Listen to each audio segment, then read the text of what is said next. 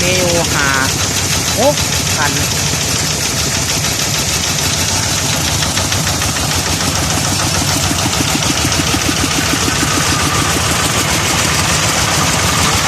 น้องมันใหญ่เลยพี่น้อง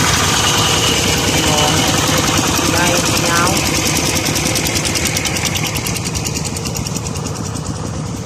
มื้อหน้าแล้วสิมาเบิ่งน้องว่าจะ